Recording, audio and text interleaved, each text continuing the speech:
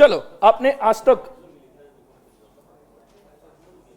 Contract ये word सुना होगा, नाम तो सुना होगा, नाम तो सुना होगा। तो कॉन्ट्रैक्ट मतलब क्या क्या होता है कॉन्ट्रैक्ट? एग्रीमेंट। ओ definition, agreement plus enforceable by law. ठीक है, so what is enforceable by law? जब एग्रीमेंट, कोई भी एग्रीमेंट बनती है तो agreement if it is enforceable by law मतलब क्या? Supported. If it is supported by law, उसे अगर लॉ का सपोर्ट हो तो उसे हम क्या कह सकते हैं? कॉन्ट्रैक्ट कह सकते हैं। अब ये लॉ का सपोर्ट आता कहां से? मतलब बेसिकली क्या चीजें रिक्वायर्ड है जिसकी वजह से लॉ का सपोर्ट मिल सकता है? सबसे पहली बात, मैं आपको एक स्टोरी सुना देता हूं। एक मूवी है, उसकी स्टोरी सुन लो। एक सनी देओल की मूवी है, सनी देओल, हाँ ठीक है, सनी देओल की मूवी है, ठीक है। आई थिंक उसका नाम है जीत, जितना मुझे याद है जीत, पता है क्या? अरे उसकी स्टोरी में नहीं पता तो स्टोरी सुना दूंगा ना, मैं किस लिए हूं यहाँ पे, ठीक है। तो थोड़े से मूवी की स्टोरी सुन लेंगे, ओके, उसमें ही आपके कंसेप्ट क्लियर हो जाएंगे, ठीक है। तो वो स्टोरी में ऐसा दिखाया है कि सनी देओल जो है वो एक गुंडा दिखा है, सुपारी लेता है, सुपारी मैन, ठीक है। तो सुपारी लेता है और वहां पे क्या है कि सुपारी लेके घर खाली करना, ठीक है, लोगों को डराना धमकाना, ऐसा वो दिखाया। कितने लोगों ने दिखाई ये मूवी? जीत, ठीक है, जिन लोगों ने देखा, बाकी लोग स्टोरी सुनना, ठीक है। तो वो जो है वो क्या करता है? सुपारी लेता है, ओके, और उस केस में लोगों को डराना धमकाना, ओके, और निकाल देना। सर लॉ पढ़ रहे हैं, हाँ लॉ का ही बोल रहा हूं मैं, ओके, तो कहीं और नहीं जा रहे, स्टोरी सुन लो ठीक से। तो वहां पे होता ऐसा है कि उसकी जिंदगी में करिश्मा कपूर आ जाती है। उसके जिंदगी में करिश्मा कपूर आ जाती है। तो करिश्मा कपूर आ जाती है तो वो जो बुरा इंसान था उसे अंदर से अगे मतलब क्या है कि लगता है कि हमने अच्छा इंसान बनना चाहिए, ठीक है, सब कुछ छोड़ देना चाहिए, ओके, और सब कुछ छोड़ के वहां पे क्या है, कहीं पे जाना नहीं है, ओके, करिश्मा कपूर के साथ शादी कर लेनी चाहिए, ऐसा उससे लगता है। तो वो सब कुछ छोड़ देता है, करिश्मा कपूर के लिए सब कुछ छोड़ देता है, ठीक है, और वहां पे क्या वो अच्छा बन जाता है। लेकिन जब करिश्मा कपूर के डैडी को पता चलता है, ठीक है, डैडी को क्या पता चलता है कि ये किसी गुंडे के साथ शादी कर दी, ठीक है, तो वो एक्टिंग हार्ट अटैक, बेटा तुम खानदान की इज्जत की, ओके, खानदान की इज्जत है, धूल मतलब क्या वो धूल में मिल जाएगी, क्या होगा, कैसे होगा, ठीक है। तो उस तरह से उनको हार्ट अटैक आता है और हार्ट अटैक के टाइम पे वो उससे प्रॉमिस लेते हैं कि तुम सनी देओल से शादी नहीं करोगे, तुम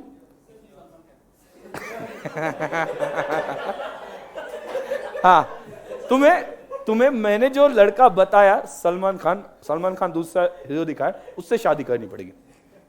अभी एक सिंपल बात है कि मतलब पापा हार्ट अटैक आया है, वो प्रॉमिस मांग रहा है, ठीक है, तो ऐसे केस में उसने प्रॉमिस दे दी और बाद में वो इमीडिएटली शादी भी कर लेती। लड़कियां अगे ये अच्छा नहीं है, मतलब गलत किया ना, ठीक है। अभी उसके ऊपर सनी देओल का सोचो, सनी देओल के ऊपर इसका इंपैक्ट क्या आ गया होगा? क्या जिसके लिए सब छोड़ दिया वही हमें छोड़ के चली गई, ठीक है। तो वो क्या सोचता है, फिर से गुंडा बन जाने का, वो जो पहला काम चल रहा था वो करने का, पहले लाइफ अपनी अच्छी थी एकदम, तो फिर से गुंडा बन जाता है। उसी बीच वहां पे विलन जो दिखा है, विलन कौन है? अमरीश पुरी। विलन उस मूवी में कौन है? अमरीश पुरी। तो अमरीश पुरी जो है वो ओके कोई इलीगल काम करता है, उसमें सलमान खान दखल देता है और कहता है कि ये बातें मैं सभी को बता दूंगा, ठीक है। तो ये सुनने के बाद में अमरीश पुरी क्या कहता है, उसे मारना है, सलमान खान को मारना पड़ेगा। तो अमरीश पुरी जाता है किसके पास? सनी देओल के पास, और वहां पे वो पैसे देता है, कहता है कि ये पैसे ले लो बट मुझे प्रॉमिस दे दो, तुझसे पक्का मारेंगे। सनी देओल बोलता है वो तो अपना काम ही है, ठीक है, कैप कीप कैप, ओके, तो इमीडिएटली आपका काम कर देंगे, ठीक है। तो ऐसी केस में सनी देओल ने वो पैसे ले लिए। अभी जब सनी देओल मारने के लिए उसके घर पे जाता है, सलमान खान के घर पे, तब उससे ये पता चलता है वहां पे फोटो देख के कि करिश्मा कपूर जो उसकी एक्स थी, उसकी शादी किसके साथ हो गई? सलमान खान के साथ। समझ में आ गया? अभी सनी देओल कंफ्यूज हो जाता है, कंफ्यूज होता है, जिससे हमने बहुत दिल से प्यार किया उसके सुहाग को उजाड़ना है कि नहीं उजाड़ना है, ठीक है, उजाड़ दो। ये ऐसे इसी वजह से सिंगल बैठे हो यहां पे, ठीक है। ठीक है, हाँ, तो ऐसी केस में उसे लगता है कि नहीं ये गलत बात है, ठीक है। उसे अगर कुछ मतलब क्या है कि प्रॉब्लम होगा तो मुझे भी अच्छा नहीं लगेगा, तो वो बोलता है कि मैं उसे मारूंगा नहीं। उल्टा वो अमरीश पुरी के पास जाता है, जाके बोलता है मैं तो उसे नहीं मारूंगा और मैं किसी और को मारने नहीं दूंगा, मैं तो उसे नहीं मारूंगा, मैं और किसी को भी मारने नहीं दूंगा। ठीक है, तो अभी अमरीश पुरी चाहता है कि उसको पैसे दिए थे, उससे प्रॉमिस ली थी, अभी वो चाहता है कोर्ट में जाके केस करनी है। अभी रुक जा, तुम्हें कोर्ट में जाता हूं, कोर्ट में जाके केस करता हूं, क्योंकि तूने एग्रीमेंट तोड़ दिया। एग्रीमेंट थी ना, एग्रीमेंट थी ना, ऑफर थी, एक्सेप्टेंस भी था। ठीक है, एग्रीमेंट हो गई ना।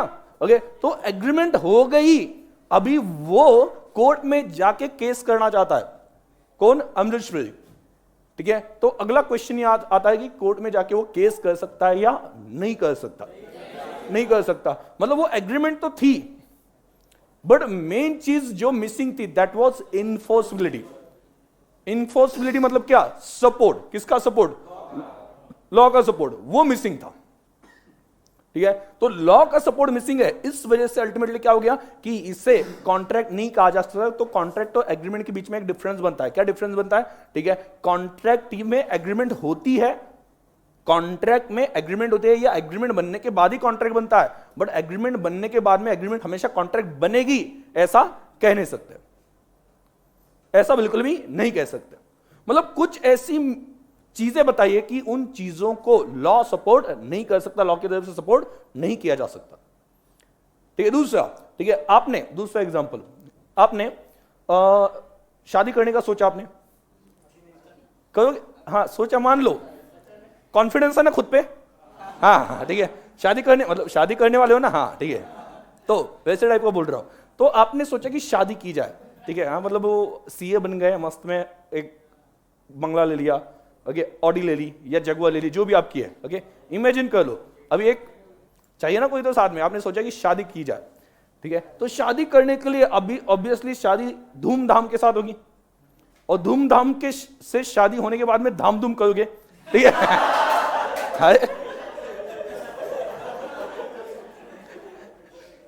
अरे मतलब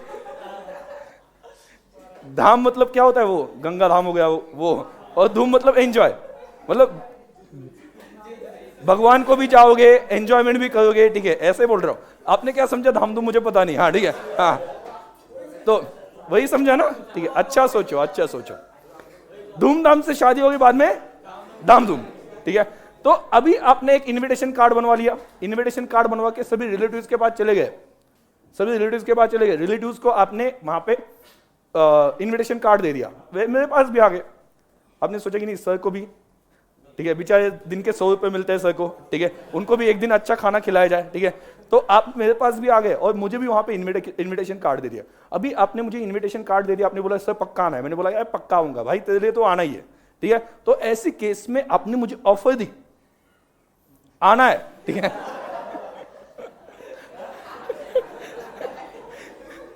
आपने मुझे ऑफर दी, आना है, और मैंने एक्सेप्ट भी किया। पीछे धामधूम नहीं चल रहा ना आप लोग? हाँ ठीक है, तो आपने मुझे ऑफर दी, ठीक है, और मैंने एक्सेप्ट भी की। बट उस दिन जिस दिन शादी थी, उस दिन मान लो बारिश है या किसी रीजन की वजह से आपने बुलाया था 500 लोगों को, और पर पर्सन के लिए आपने मान लो कि 600 या 700 रुपए की जो थाली रहती है, मतलब पर पर्सन रहता है ना, एक अच्छी वहां पे क्या कि खाने का मेन्यू बनाया था, और आपने उनको बोला था 500 लोग मिनिमम आएंगे। आपको ये तो पता होगा ना, केटरिंग के ऑर्डर दी 500 लोगों की मिनिमम है, उतने लोग नहीं भी आते तो भी 500 का पेमेंट करना पड़ता है। ठीक है, मतलब मिनिमम आपने बता दिया इतने लोग आएंगे, तो उतना नहीं आते हैं तो भी उतना पेमेंट करना पड़ता है। तो आपने 500 के ऑर्डर दी, बट प्रॉब्लम क्या हुआ कि लोग सिर्फ 200 आ गए, 200 आ गए। तो उससे क्या हो गया, इवन दो मतलब लोग 200 ही आ गए, 200 लोगों ने खाना खा लिया, लेकिन आपने पेमेंट कितने का किया? 500 का। बुरा लगेगा कि नहीं लगेगा? नहीं लगेगा। ठीक है, लगेगा। ओके, तो बाद में सब कुछ शादी धूमधाम से हो गई। ठीक है, बाद में सब कुछ होने के बाद में आप डिसाइड करते हो कि अभी चुन चुन के उन लोगों का नाम निकालो जिन लोगों ने बोला था कि हम आएंगे पर आए नहीं, क्योंकि उसकी वजह से आपको नुकसान हो गया। ठीक है, क्यों? क्योंकि हाँ मतलब मुझे भी काउंट किया था ना आपने, बराबर। अगर मैं बोलता कि मैं नहीं आ सकता तो आप मेरे और मैडम के दोनों के वहां पे कहे कि हाँ सोच लेते ये नहीं आएंगे। सभी लोगों ने अगर क्लियरली बोला होता सभी लोगों ने अगर क्लियरली बोला होता कि हम नहीं आ सकते, तो आपने कितने का बुक किया होता? 200-250 का, इतना नुकसान ही नहीं होता। तो मेरे हाँ कहने की वजह से आपने क्या किया, कैटरिंग वाले को ऑर्डर दे दी 500 की, और उसमें क्या हो गया? नुकसान हो गया। तो आप वहां पे चुन चुन के नाम निकाल रहे हो, उसमें मेरा भी नाम निकाल लिया और मेरे ऊपर आप केस करना चाहते हो गुस्से में। कर सकते हो कि नहीं? वाई? सोशल एग्रीमेंट कैसे पता चला सोशल है? कैसे पता चला ये सोशल एग्रीमेंट है? हाँ, लीगल रिलेशनशिप। ओके, हाँ, इन्होंने कुछ तो भी नया पॉइंट निकाला, लीगल रिलेशनशिप। ठीक है, रिलेशनशिप पता नहीं, लीगल रिलेशनशिप दूर की बात है। हाँ ठीक है, क्या होता है लीगल रिलेशनशिप? क्या होता है लीगल रिलेशनशिप? हाँ, कोर्ट में जाके शादी करना लीगल। तो इलीगल रिलेशनशिप क्या होता है, कहां पे? ओके, तो और कोई कुछ बोलना चाहेगा? नहीं, करेक्ट है सोशल एग्रीमेंट। बट कैसे पता चलेगा कि ये सोशल एग्रीमेंट है कि नहीं है? कंसेंट, अरे कंसेंट थी ना, ऐसा क्या बोल रहे हो? कंसेंट थी ना, जबरदस्ती थोड़ी ना की थी आपने। क्या कंसिडरेशन नहीं है? कैसे how it is not involve? आप मुझे बुला देते, बदले में खाना दे देते।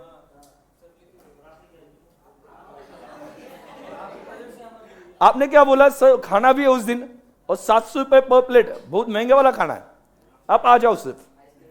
तो मैं आऊंगा तो बदले में कुछ मिल रहा है ना मुझे? मैं आ रहा हूं ना। आपके देखो, आपकी शादी में कोई अगर सेलिब्रिटी आता है फॉर एग्जांपल, तो उसको आप 1 लाख रुपए देते हो, सिर्फ आने के पैसे देते हो। मतलब आना ये भी इट्सेल्फ कंसिडरेशन है।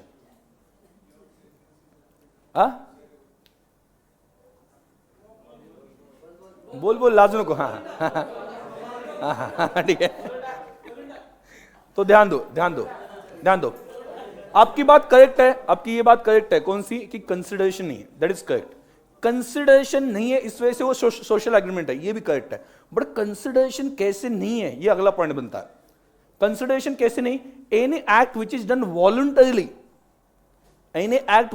Voluntarily, can not be treated as consideration under law. वो कभी कंसिडरेशन नहीं होता। ठीक है, मतलब वॉलंटरीली, मतलब खुद से। ओके, जैसे फॉर एग्जांपल आप मुझे खाना वहां पे आने के बाद में, कोई कंपल्शन नहीं, शादी में आ गए तो खाना खिलाना ही पड़ता है, कोई कंपल्शन है? बट आप वॉलंटरीली करते हो कि लोग आएंगे तो उनको खाना मिलना चाहिए। ठीक है, तो आपने जो खाना दिया वो कंसिडरेशन नहीं बन सकता। समझ में आ रहा है? ठीक है, तो वहां पे कंसिडरेशन, मैंने आपको बोला कि मैं आऊंगा, आप मुझे खाना दोगे, कुछ तो भी है, गिव एंड टेक वाला दिख रहा है। बट वो जो किया हुआ है ना, दैट इज डन वॉलंटरीली। और अगर कोई चीज वॉलंटरीली की जाती है, वो कंसिडरेशन लॉ में एक्सेप्टेड नहीं है, उसे कंसिडरेशन कहा ही नहीं जाता। खुद की इच्छा से, जैसे कि फॉर एग्जाम्पल किसी की गाड़ी बंद पड़ गई, आप क्या कहते हो? पीछे जाके धक्का मारते हो। जैसे ही गाड़ी शुरू हो गई, गाड़ी रोकते हो, कहते हो 500 रुपए निकाल। समझ में आ गया? ठीक है, क्यों? क्योंकि मैंने तेरे लिए काम किया। बट आपने वो जो काम किया, that was what? Voluntarily done, that was your voluntary activity. तो इसे कभी कंसिडरेशन नहीं कहा जा सकता। इस वजह से सामने वाला पर्सन जो है ना, वो आपको पैसे दे, ऐसा कोई कंपल्शन बिल्कुल भी नहीं है। आ समझ में मैं क्या बोल रहा हूं? ठीक है, तो यहां पे बेसिक बात जो मिसिंग थी वो कौन सी थी? कंसिडरेशन। और कंसिडरेशन क्यों मिसिंग था? क्योंकि हमने जो एक्टिविटी की थी दैट वाज डन वॉलंटरीली, तो ये कंसिडरेशन नहीं होती है। और कंसिडरेशन नहीं है, जहां पे कंसिडरेशन नहीं, वो कौन सा एग्रीमेंट हो गया? सोशल एग्रीमेंट हो गया। वहां पे लीगल रिलेशनशिप नहीं बनता है। लीगल रिलेशनशिप मतलब क्या? अगर आप वो एग्रीमेंट तोड़ने से मेरे ऊपर केस कर सकते ना, तो वो लीगल रिलेशनशिप होता। ठीक है, समझ में आ गया? तो उस केस में डेफिनेटली कंसिडरेशन नहीं था, इस वजह से। ओके, सिंपल बात है। और एक एग्जांपल वहां पे बताता हूं। जैसे कि फॉर एग्जांपल मैं अकाउंट पढ़ाता हूं, कुछ स्टूडेंट ने मुझे बोला कि सर, ओके ऐसा इस बार तो कुछ नहीं हो सकता कि लेकिन स्टूडेंट ने मुझे बोला कि सर एक काम करो, थोड़ा टाइम दे कि हमें एफआई का भी पढ़ा दो। भाई आपने क्लास ज्वाइन की, आपने बोला कि एफआई का भी पढ़ा दो। मेरे पास टाइम था तो मैंने बोल दिया ठीक है मैं पढ़ा दूंगा, कोई प्रॉब्लम है, मैं पढ़ा दूंगा। इस बार मेरे पास टाइम नहीं, इस वजह से मैं इस बार नहीं पढ़ा रहा हूं, ठीक है। तो मैंने बोला कि ठीक है पढ़ा देता हूं, कोई प्रॉब्लम नहीं है, ठीक है। बट क्या हो गया कि मैंने बोला कि एग्जाम के 2 दिन पहले पढ़ा देता हूं, you are waiting for me कि नहीं सर पढ़ा देंगे, कोई टेंशन नहीं है, सर ने पढ़ा दिया तो सबको समझ में आ जाएगा, आ जाएंगे मार्क्स 40 तो आ जाएंगे, बाकी कुछ पता नहीं, 40 तो आ जाएंगे। तो ऐसी केस में 2 दिन पहले, उससे 3 दिन पहले मुझे कहीं जाना पड़ा और आपको मैंने पढ़ाया नहीं, एग्जाम में बहुत खराब गई और 40 भी नहीं मिले, ठीक है, 40 भी नहीं मिले। तो उस केस में आप मुझ पे वन सेकेंड, वही बात है ना, मैंने प्रॉमिस दी थी, ऑफर आपने दी थी, मैंने एक्सेप्ट किया था, ठीक है। तो उसके बाद में मैंने वहां पे क्या है कि प्रॉमिस कंप्लीट नहीं की, वहां पे क्या है कि अकॉर्डिंग टू एग्रीमेंट मैं नहीं चला, तो उस केस में आप मुझ पे केस करना चाहते हो, बोलो नहीं, क्यों? मैं तो आपका टीचर हूं ना, आपने फीस भरी है ना, समझ में आ गया, आपने फीस भरी है ना, बट किसकी भरी है? फाउंडेशन। ओके, जो FY का मैं पढ़ाया था दैट वाज वॉलंटरी, उसके लिए मैंने कोई कंडीशन नहीं लिया था, कंसिडरेशन नहीं लिया था, तो कंसिडरेशन नहीं लिया तो ये कॉन्ट्रैक्ट भी नहीं हो सकता। मतलब ऐसे जो एग्रीमेंट जो कुछ कंडीशंस, कुछ इसेंशियल्स लॉ के फुलफिल नहीं करते हैं, वो इन्फोर्सिबल, लॉ से सपोर्टेड नहीं होते। तो उसमें मेनली जो आता है, अगर वो एग्रीमेंट इलीगल हो, पहला मैंने एग्जांपल बता दिया, दूसरा उस एग्रीमेंट में कंसिडरेशन ना हो, ऐसे कुछ एग्रीमेंट जो स्पेसिफिकली वॉइड डिक्लेयर किए, स्पेसिफिकली वो कहे कि वॉइड एग्रीमेंट सी है, नहीं वो एग्रीमेंट वैलिड हो ही नहीं सकते, ठीक है। बाद में वो पर्सन कैपेबल ना हो, कैपेबल नहीं है मतलब क्या? माइनर, एक एग्जांपल उसका क्या है? माइनर, ठीक है। अभी ये ऐसा क्यों, माइनर को क्यों नहीं, ऐसा क्यों किया उन्होंने? हाँ बच्चा है, हाँ, लींबू टिम्बू, कच्चा लींबू, हाँ हाँ हाँ, कैपेबिलिटी नहीं है, बट अभी आप कितना, आपका एज कितना है? 18 कंप्लीट हुआ है या होने वाला है? हो गया, ठीक है, तुम मेजर बन गए। कौन है माइनर? अभी ये कैपेबल नहीं है। अरे अदर कैपेबिलिटीज छोड़ दो, ठीक है, क्या वो सोच नहीं सकता कि कॉन्ट्रैक्ट में क्या लिखा है? मतलब वो तो है ना। अभी एक बात देखो, ध्यान दो, अगर ये लिमिट रखी नहीं होती, लिमिट अगर रखी नहीं होती, तो उस केस में क्या हो जाता कि मतलब मान लो 3rd स्टैंडर्ड का एक बच्चा है, उसका वहां पे क्या है कि मतलब बहुत रिच घर से, वो रिच घर से बिलोंग करता है, ओके, अकेला ही है, ठीक है, आगे जाके प्रॉपर्टी उसके नाम पे आने वाली है, ठीक है। तो हमने क्या बोला, ठीक है, मतलब वहां पे एक दिन प्लान किया, हमने एग्रीमेंट बना ली, उसमें लिख दिया कि ये बच्चा जब बड़ा बनेगा तो वो प्रॉपर्टी पूरी मेरे नाम पे ट्रांसफर कर देगा। उसे बुलाया, वो बोला कि चल तुझे आइसक्रीम खिलाता हूं, ठीक है, लेकिन आइसक्रीम खाने के बदले में तुझे यहां पे साइन करनी है, सिर्फ तुझे क्या करना है? साइन करनी, अंगूठा लगाना है, ठीक है। तो उसके बदले में उसे क्या देने वाला हो? अब आइसक्रीम। समझ में आ गया? तो ऐसी केस में क्या लगता है, वो बच्चा आइसक्रीम के लिए एग्रीमेंट साइन करेगा या नहीं करेगा? उसे क्या पता, वो कैपेबल नहीं है ये सोचने के लिए क्या उसके लिए सही है। तो उसके लिए एज लिमिट एक रखना चाहिए था, और जनरली ये कहा जाता है 18 एज तक, क्या बोलते हैं उसे? हाँ, माइंड डेवलप, या मतलब क्या है कि ब्रेन डेवलप होता है, ऐसा कहा जाता है, इस वजह से वो जनरल लिमिट रखा गया। अदरवाइज, ठीक है, जो भी बच्चा आता, ठीक है, मतलब क्या है कि जो भी आता है मार के जाता है, घंटा समझ के रखा है क्या मंदिर के, ठीक है, आपने सुना है ना वो, ठीक है, कोई भी आके बजा के जाता है, घंटा समझाएगा, ठीक है। तो वो जो है वो माइनर के साथ होता, मतलब हर एक पर्सन किसको फंसाते हैं? माइनर को, क्योंकि उसको कुछ समझ में नहीं आता। समझ में आ गया? ठीक है, तो समझ में आना मतलब क्या कि वो कैपेबल होना चाहिए। किस बात के लिए कैपेबल होना चाहिए? ये समझने के लिए कि जो हम साइन कर रहे हैं वो अपने लिए सही है या नहीं है। समझ आ गया? उस बेसिस पे कैपेबिलिटी हम वहां पे कह सकते हैं, ठीक है। मतलब बेसिकली कंडीशन कौन कौन से बताया मैंने? पहला कौन सा बता दिया? इलीगल नहीं होना चाहिए। बाद में वहां पे क्या बता दिया? कंसिडरेशन होना चाहिए। बाद में मैंने बता दिया क्या? कैपेबल। एग्रीमेंट ऐसा नहीं होने चाहिए जो स्पेसिफिकली वॉइड डिक्लेयर किए। तो ये कुछ कंडीशंस फुलफिल किए, इसमें कोई प्रॉब्लम नहीं आता तो वो कॉन्ट्रैक्ट बन जाता है, और वहां पे क्या आ जाती है? Legal relationship.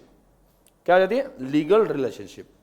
और लीगल रिलेशनशिप में आने के बाद में आप केस कर सकते हो, मतलब बेसिकली कॉन्ट्रैक्ट में बनने के बाद में, ठीक है, क्या कर सकते हो? केस की जा सकती है। मतलब यहां पे बेसिकली क्या है? ओके, यहां पे आप देखते हो तो ये कुछ फॉर्मेट इस तरह से बन जाता है, ठीक है। 2 पर्सन है, यहां पे क्या हो गया, ऑफर। ऑफर देते वक्त ही उसमें एक बात बताई जाती है, क्या बताई जाती है, कंसिडरेशन। मैं क्या दूंगा, तुम क्या दोगे।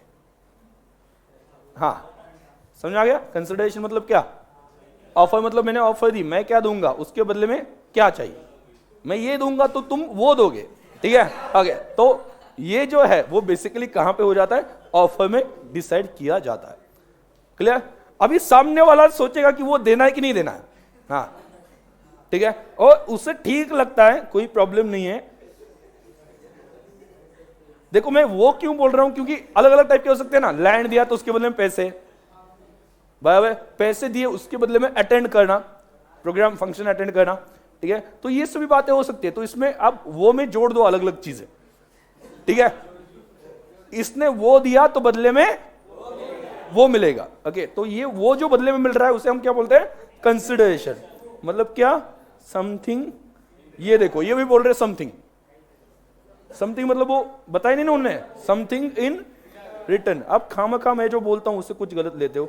मैं तो जो बोल रहे हैं, वो जो लॉ बोल रहे हैं वो मैं बोल रहा हूं, ठीक है, कुछ अलग नहीं। समथिंग इन रिटर्न, समथिंग, ठीक है। That something is not specified, हाँ, but that something must have value in the eyes of law, कि उससे कुछ तो भी वैल्यू होनी चाहिए लॉ के हिसाब से, अपने हिसाब से नहीं। मतलब आपको किसी के स्माइल की बहुत बड़ी वैल्यू, मतलब उसकी स्माइल हाय, ठीक है। मतलब ऐसा हो सकता है ना किसी को, मतलब क्या है कि उस चीज की बहुत वैल्यू है, तो इस स्माइल पे पूरी दुनिया कुर्बान, या मतलब क्या है कि चांद सितारे सब कुछ दे दिए, व्हाटएवर, ठीक है।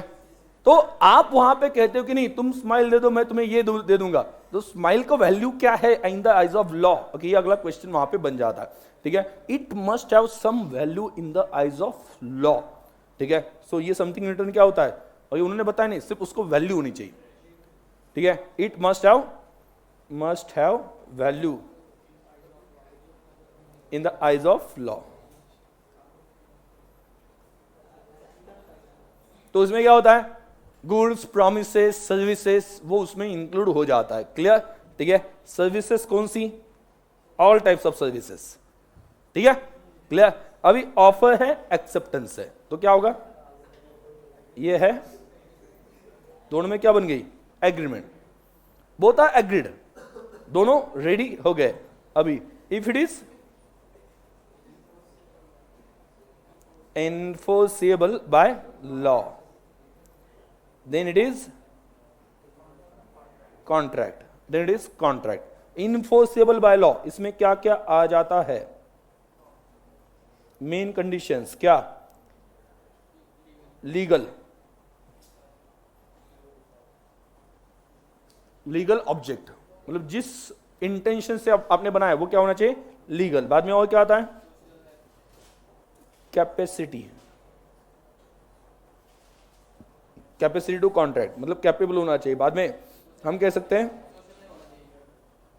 सोशल, नहीं वो इसे, मतलब वो आगे आ जाता है किसमें, कंसिडरेशन में।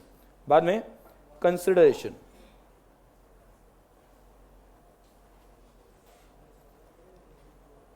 फ्री कंसेंट, और लास्ट में क्या, नॉट डिक्लेयर्ड एज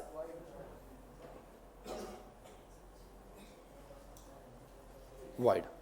इससे void डिक्लेयर मतलब कर दिया ऑलरेडी, स्पेसिफिकली void डिक्लेयर्ड है वो एग्रीमेंट, तो ऐसी एग्रीमेंट आप कर नहीं सकते, ठीक है। void का मतलब क्या है, नॉट इन्फोर्सिबल बाय लॉ, मतलब क्या, अरे नॉट इन्फोर्सिबल बाय लॉ मतलब void मतलब क्या, नॉट इन्फोर्सिबल बाय लॉ। इसके आगे भी तो बढ़ो क्या, हाँ ओके, हाँ, और मतलब जिसका इफेक्ट, ठीक है, क्या होगा, नो इफेक्ट, मतलब जो एग्रीमेंट होने के बावजूद भी जिसके ऊपर आप कोई एक्शन नहीं ले सकते, उसे हम क्या बोलते हैं, वॉइड, ठीक है। वॉइड मतलब क्या, उसका कोई भी लीगल इफेक्ट नहीं, कोई भी लीगल एक्शन नहीं हो सकता उसके ऊपर, ठीक है। इट इज, हम बोलते हैं नल एंड वाइड, कभी सुना है क्या वर्ड, ठीक है, मतलब उसको कोई भी वहां पे क्या है कि इफेक्ट नहीं है। It is as equal to zero, nothing, clear. उसे हम वहां पे क्या बोल सकते हैं, वॉइड बोल सकते हैं। ये लिखा है क्या आपने, ये वाला डायग्राम, लिख लो ना। हाँ लिख लो। हाँ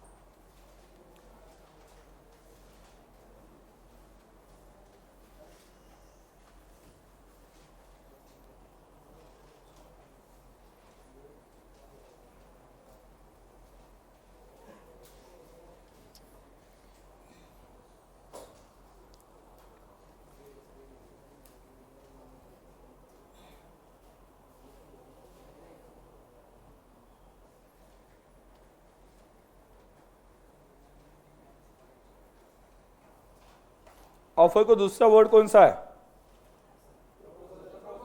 हाँ ये इमीडिएट निकला, प्रपोजल।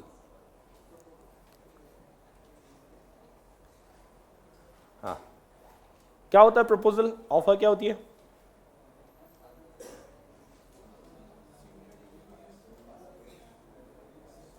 सिग्निफाइंग कंसेंट, वो एक्सेप्टेंस वाला हो गया।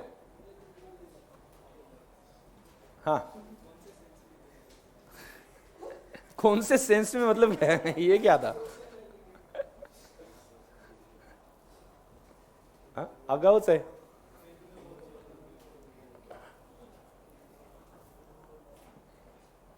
ऑफर बेसिकली क्या होता है? देखिए, expression of willingness, final willingness.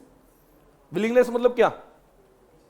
इच्छा, ठीक है। Expression of willingness with intention to receive acceptance on it, ताकि सामने वाला उसे एक्सेप्ट कर ले। Why we are expressing the willingness? So other person shall accept it. We are expecting something from other person, ठीक है, expecting something from other person, ठीक है। तो उससे वहां पे क्या है कि ऑफर कहते हैं, सामने वाला उसे एक्सेप्ट कर ले। मतलब जैसे कि फॉर एग्जाम्पल आप, ठीक है, किसी के साथ वहां पे क्या है कि बोल रहे हो, किसी लड़की के साथ लड़का बोल रहा है, वो लड़का बोलता है कि मुझे ये साल के एंड तक शादी करनी है। Is it proposal? Is it proposal? शादी करनी है, एक्सप्रेशन ऑफ विलिंगनेस, मेरी इच्छा है शादी करना। सामने लड़की भी बैठी है, क्यों लड़के से करना चाहता है? हाँ नो मतलब क्या इलीगल? क्या इलीगल है? हाँ बोलो क्या? हाँ नहीं, शुड बी गिवन वो बाद में की बात है, ठीक है। आपने विलिंगनेस बतानी चाहिए, तो वो विलिंगनेस तो बता दी ना। क्या कंडीशन है? 2017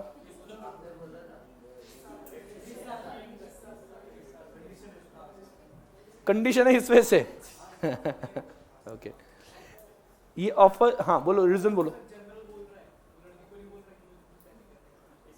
हाँ परफेक्ट है ये भाई, देखो उसको। हाँ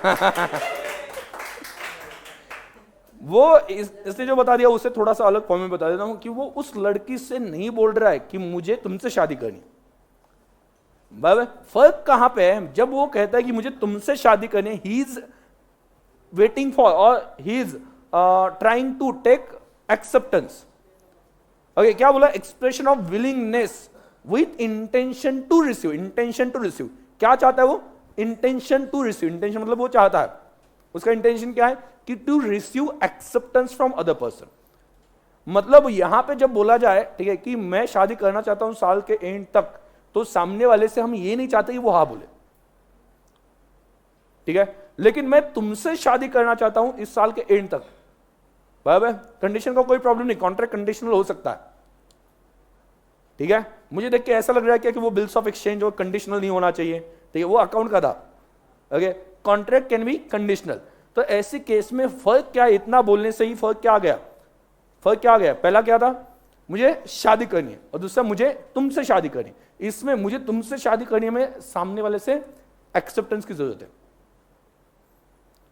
ठीक है, उसने जज बोल दिया कि मुझे इस साल के एंड तक शादी करनी है, वो सामने वाली बोली कि हाँ मैं रेडी हूं, वो बोलेगा मैंने तुझे कहां पे पूछा, कौन है तू? ठीक है, कहां से आते हैं ये लोग?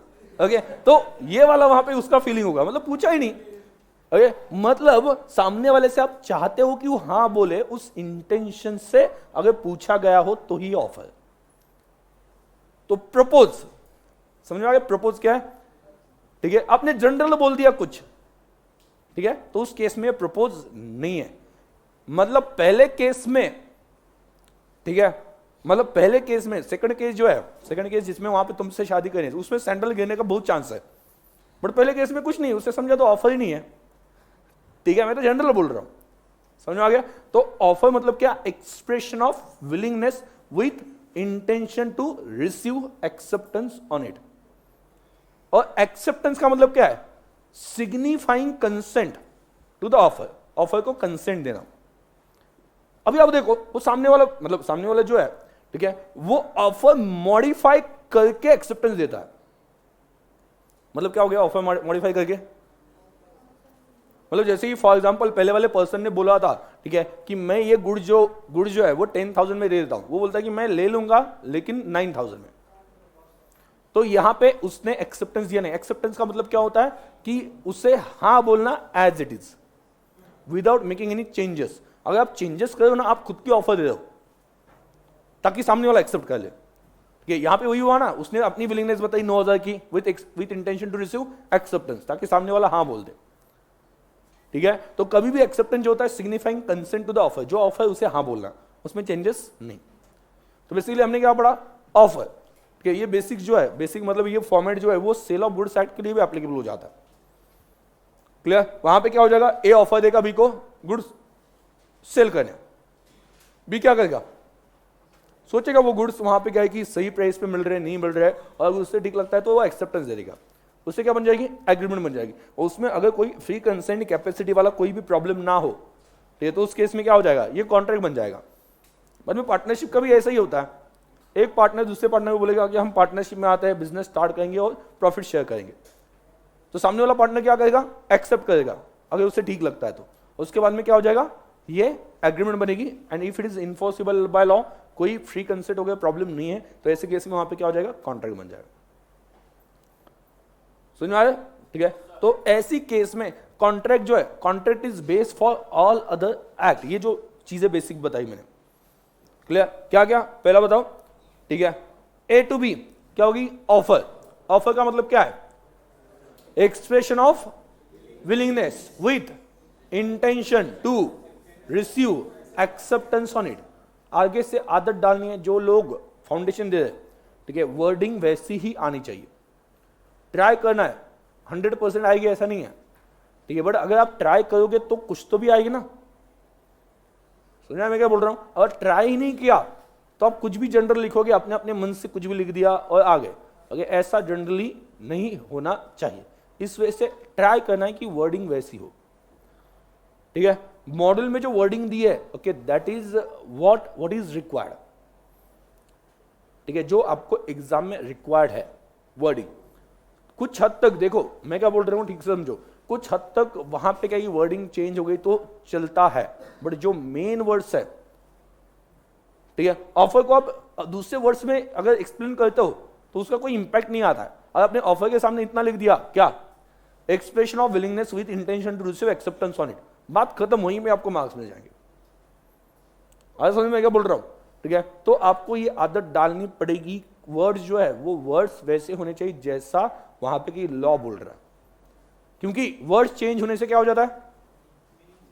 मीनिंग चेंज हो जाता है। थोड़ा सा भी यहां वहां पे हो गया, ठीक है, तो मीनिंग डेफिनेटली चेंज होता है। मैं तो वर्ड्स भी चेंज नहीं करता, फिर भी आप मीनिंग चेंज करते हो, तो फिर सोचो, मैं तो वर्ड्स वैसे यूज करता हूं। ठीक है, समथिंग इन रिटर्न, बदले में कुछ तो भी मिलना चाहिए, तो आप हंसते हो। ठीक है, तो ऐसे केस में कुछ तो भी मिलना चाहिए, वो मिलना चाहिए, ठीक है, तो ऐसा कुछ बोल दिया तो आप ऑटोमेटिकली हंसते हो, तो मीनिंग चेंज होता है। ठीक है, मतलब वहां पे शादी के लिए आप कहीं पे जाते हो, पूछते हो मतलब लड़की से, ठीक है, तो आप पूछते हो खाना बनाना आता है, तो बोलती कि नहीं बनाना खाना आता है।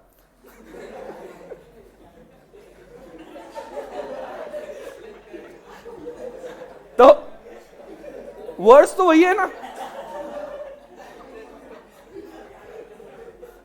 वर्ड्स तो एग्जैक्टली वही, कुछ चेंज ही नहीं हुआ। ठीक है, मतलब खाना बनाना आता है, उसने सिर्फ क्या किया, बनाना खाना आता है। तो वर्ड्स चेंज करने से मीनिंग बदलता है बहुत। इस वजह से जितना हो सके उतना आपको क्या करना है कि वर्ड्स की तरफ ध्यान देना है कि वर्ड्स वैसे आ जाए जैसे बुक्स में बोले गए। मेन प्रॉब्लम, जो मेन चैलेंज जो रहने वाला है लॉ के लिए, ठीक है, वो वही रहने वाला है कि आप किस तरह से उसे लिख पाते हो।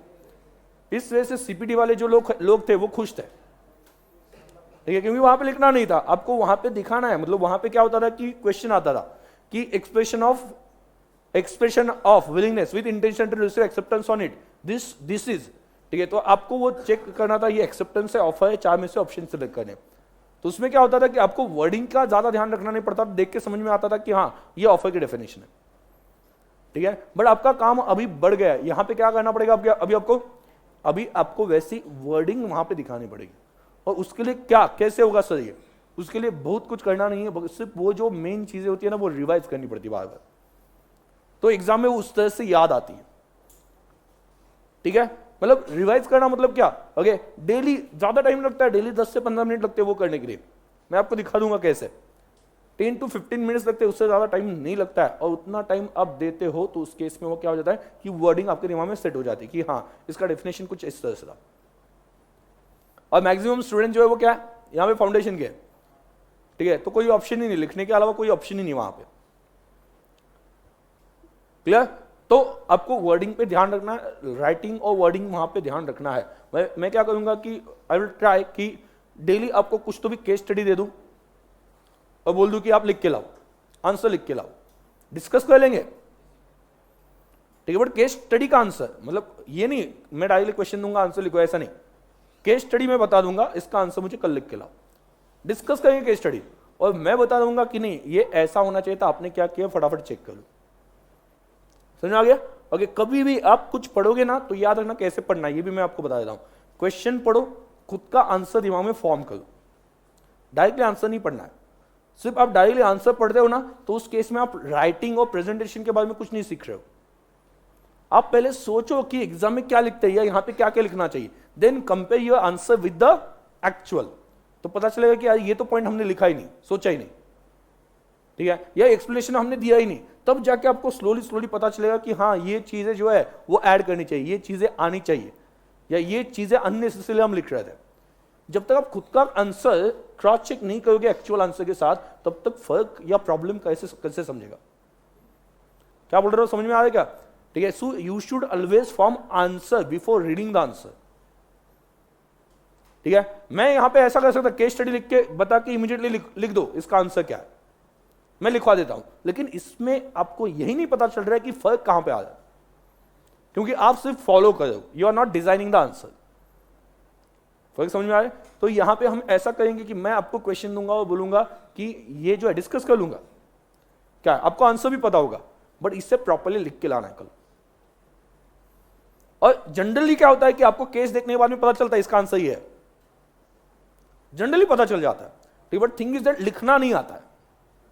वही तो सबसे बड़ा चैलेंज है ना लॉ में। आपको अभी तक लगा क्या ऐसा लिखने वक्त समझ में नहीं आता है क्या, कहां से शुरू करूं, कहां से शुरू करूं, शब्द ही नहीं निकलते, शब्द यहां तक आके ऐसे रुक जाते हैं।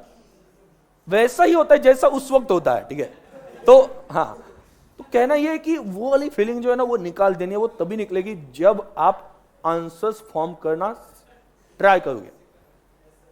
मतलब एटलीस्ट दिमाग में आपके चलना चाहिए कि हाँ ये क्वेश्चन है, इसका आंसर मैं एग्जाम में कैसे लिखता, क्या क्या पॉइंट्स लिखता, ठीक है। तो वो डिजाइन करने के लिए, दिमाग में डिजाइन करने के लिए कितना टाइम लगता है, विद इन अ मिनट आपके दिमाग में वो आ जाता है कि ऐसा लिखना चाहिए compared with the actual answer. आपको पता चलेगा हर बार पहला क्वेश्चन पढ़ लिया, not it is not up to the expectation, मैंने जो आंसर फॉर्म किया था, दूसरा, तीसरा, चौथा, 15-20 होने के बाद में तो आपका कुछ मैच होने लगेगा कि हम अभी वैसे सोच रहे जैसे जनरली आंसर्स एक्सपेक्टेड होते हैं।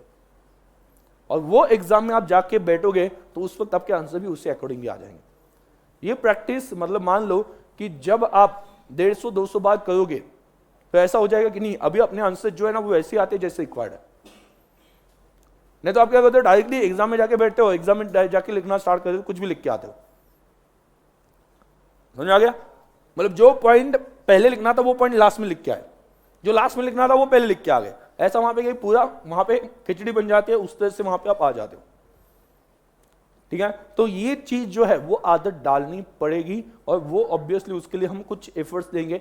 जैसे जाते जाते मैं वहां पे क्या केस स्टडी दे दूंगा, ठीक है, जितना पॉसिबल हो गया। एग्जैक्टली हर दिन ही होगी ऐसा नहीं, बट वहां पे आई विल ट्राई कि डेली वो प्रैक्टिस हो जाए। समझ रहा है मैं क्या बोल रहा हूं? ठीक है, तो अभी उसमें ऑफर में क्या होता है, ऑफर में जब भी ऑब्वियसली मैं क्या बताऊंगा, एक्सप्रेशन ऑफ विलिंगनेस, क्या चाहते हैं, तो उसमें यही बताऊंगा ना कि क्या करना है, उसके बदले में क्या चाहिए। तो उसमें कंसिडरेशन होता है, कंसिडरेशन होना भी चाहिए, समथिंग इन रिटर्न। ओके, और उसमें क्या उसकी कुछ वैल्यू होनी चाहिए लॉ के हिसाब से। बाद में एक्सेप्टेंस मिलेगा, मतलब क्या, सिग्निफाइंग कंसेंट, मतलब क्या, signifying consent to the offer, consent to offer without any changes. बाद में क्या बनेगा, एग्रीमेंट, और एग्रीमेंट के बाद में क्या बनेगा, ये क्या, अगर लीगल ऑब्जेक्ट हो, बाद में कैपेसिटी टू कॉन्ट्रैक्ट हो, कंसिडरेशन हो, फ्री कंसेंट हो, और ये डिक्लेयर्ड, वॉइड डिक्लेयर अभी तक नहीं किया स्पेसिफिकली, तो ऐसी केस में क्या हो जाएगा, ये इन्फोर्सिबल बाय लॉ। मतलब इन्फोर्सिबल मतलब क्या,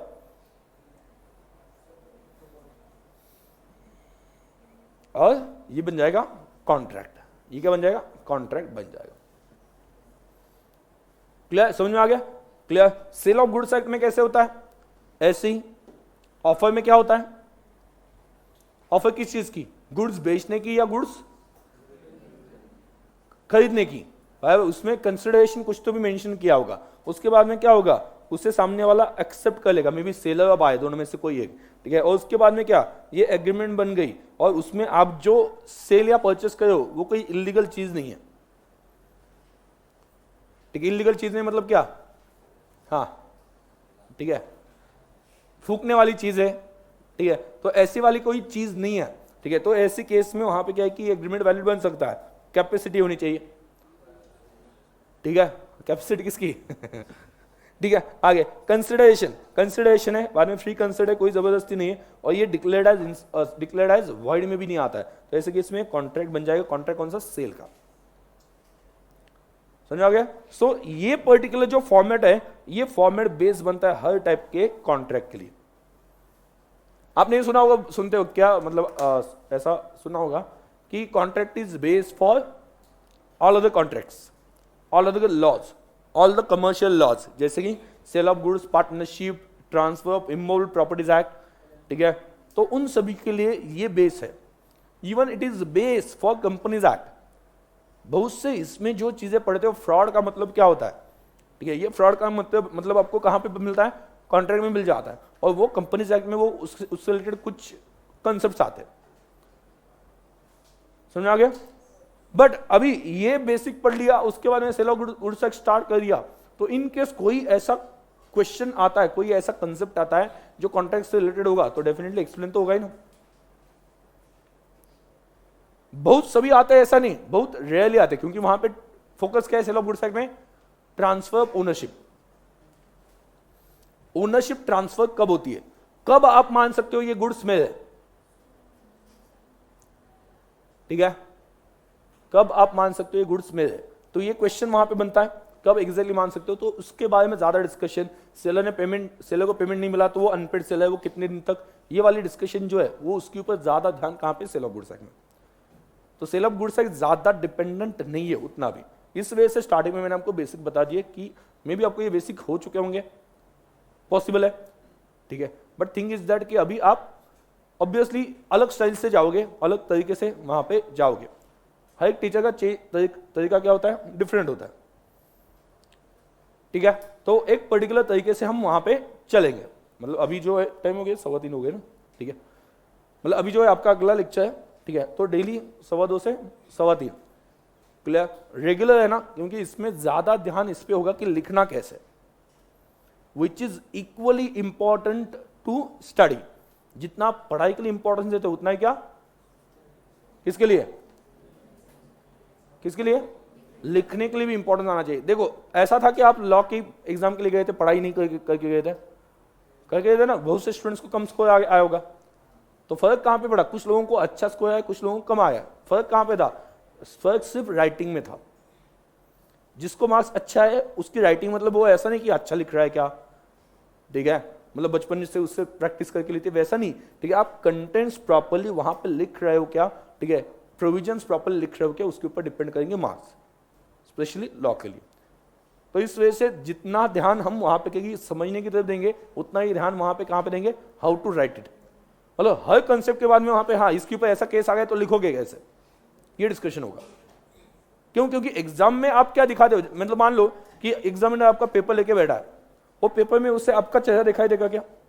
जैसे बॉलीवुड मूवीज में वो जब लेटर दिखती है तो लेटर के अंदर वो लेटर लिखने वाले का चेहरा देखा होगा ना कभी तो, ठीक है, उसके आंखों से आंसू आ रहे ऐसा हो गया, वो लेटर में दिखाई देता है, ठीक है। वैसे उसे वो जो एग्जामिनर ना पेपर देख रहा है उसके अंदर आप रात दिन पढ़ाई कर रहे थे वो दिखाई दे रहा है, उसे आपका चेहरा दिखाई दे रहा है। ऐसे वहां पे रात में नींद आ जाती नहीं, फिर भी वहां पे कहेगी हाँ नहीं है, ओके, फिर आप चाय पी के आए, पढ़ाई करे, वो उसे पेपर के अंदर दिख रहा है। ऐसा होने वाला है क्या, नहीं होने वाला। So how he will form decision कि इसे मार्क्स कितने देने हैं, there is only one way, वो आपका पेपर में क्या लिखा है ना आपने, उससे ही डिसीजन लेने वाला है कि इसने पढ़ाई की या नहीं की। मतलब वो चीजें आपने 5 बार रिवाइज की थी, दूसरे ने 1 बार रिवाइज की थी, समझ आ गया। बट जिसने 1 बार रिवाइज की ना, उसने उस क्वेश्चन के लिए जो एक्सपेक्टेड प्रोविजंस हैं और एक्सपेक्टेड जो लिखना है, जो कंटेंट्स लिखना है वो लिख दिए उसने, तो उससे ज्यादा मार्क मिलेंगे जिसने 1 बार रिवीजन किया। तो उससे फर्क नहीं पड़ता है, ठीक है, राइटिंग इज इक्वली इंपॉर्टेंट। समझ में आया मैं क्या बोल रहा हूं, ठीक है। तो आपका फोकस जितना लॉ में पढ़ने की तरफ होगा उतना ही किसकी तरफ होगा, how to write it. Clear, ये पहले ही दिन दिमाग में डाल देना, मतलब मैं पहले ही दिन दिमाग में डाल रहा हूं कि हर रोज डिस्कशन होगा कैसे लिखना है, ठीक है। और आप सभी ने एग्जाम दी है, मेरे हिसाब से आपको राइटिंग का इंपॉर्टेंस अभी तक समझ में आ गया होगा। कितने लोगों को लॉ में 60+ मार्क्स थे,